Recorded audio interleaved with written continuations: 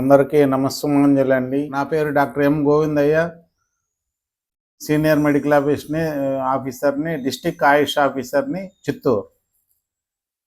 ఈ Chittoor general hospital head క్వార్టర్లో మన ఆయుర్వేద హాస్పిటల్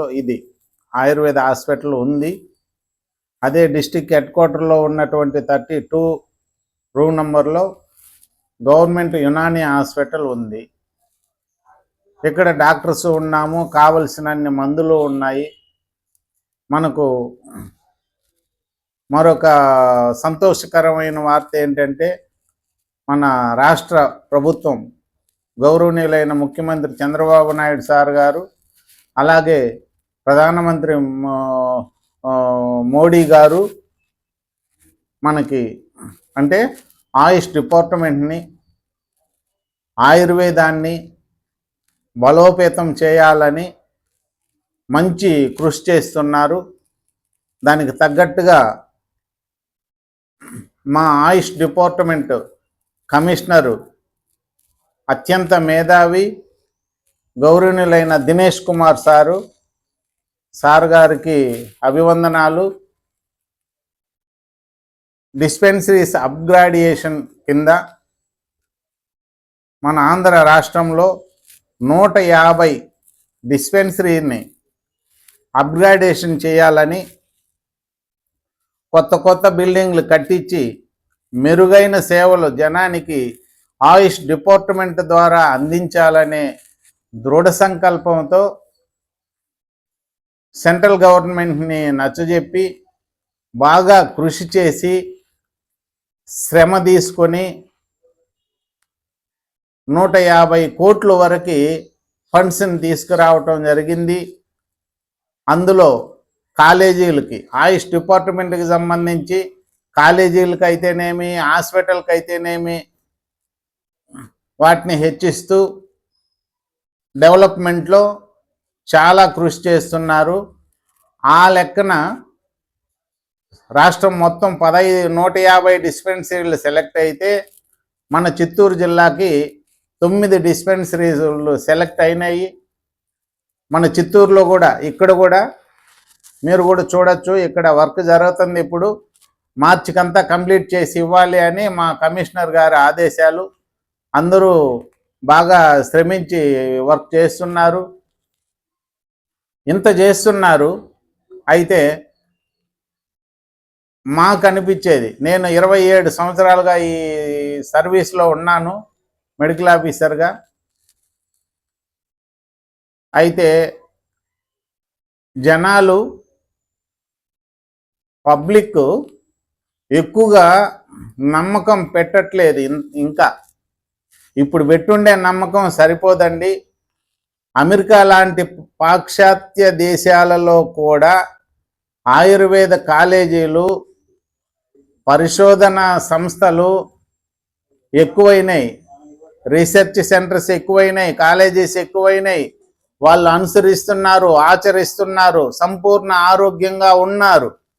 అదే మన పవిత్ర భారతదేశంలో పవిత్రమైన ఆయుర్వేదాన్ని మన భారతీయులే అనుసరించట్లేదు, ఉపయోగించట్లేదు. ఆ కారణం చేత వీళ్ళు తీసుకునేటువంటి, తెలియకుండా తీసుకునేటువంటి విరుద్ధాహారం,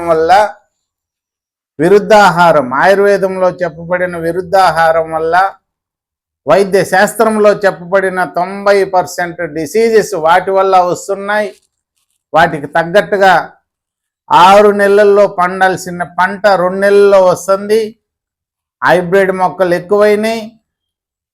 ఉదాహరణకి మన ఇంట్లో ఉండేటువంటి తెల్లటి విషాలు 4 అయితే దాంట్లో మొట్టమొదటిదే రైస్. ఆరోగ్యం కావాలంటే బియ్యం కాదు ఇంట్లో ఉండాల్సింది, ఆయుర్వేదం ఉండాలి. ఆయుర్వేదం మనకు అమ్మ లాంటిది. అలాగే ఇంట్లో ఉండేటువంటి తెల్లటి పాయిజన్స్లో second 1 salt, third 1 sugar, fourth 1 మైదా, ఇలాంటివి ఇంకా చెప్పుకుంటూ పోతే కొన్ని గంటలు రోజులైనా సరిపోదు. ఆయుర్వేదం అనేది మహాసముద్రం. అందులో ఒక్క చిన్న అంశం చెప్పాలన్నా రోజుల తరబడి చెప్పచ్చు, అంత మ్యాటర్ ఉంది. అంత గొప్ప వైద్య శాస్త్రం ఆయుర్వేదం. ఆయుర్వేదాన్ని జనాలు అనుసరించట్లేదు. ఆయుర్వేదంలో 50% పంచకర్మ థెరపీ అండి. 50% చికిత్సా విధానంలో ఆయుర్వేదంలో దేవతలు ఉపయోగించినటువంటి వైద్యంలో 50% పంచకర్మ థెరపీ అంటే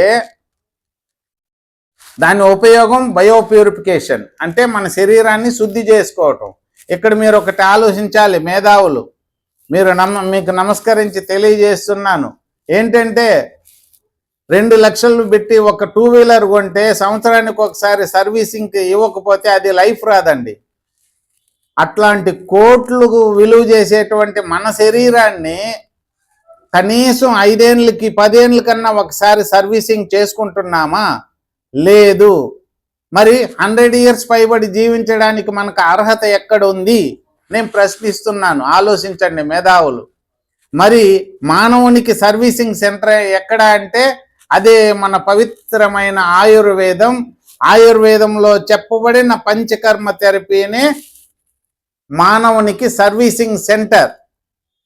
దాని ఉపయోగం బయోప్యూరిఫికేషన్.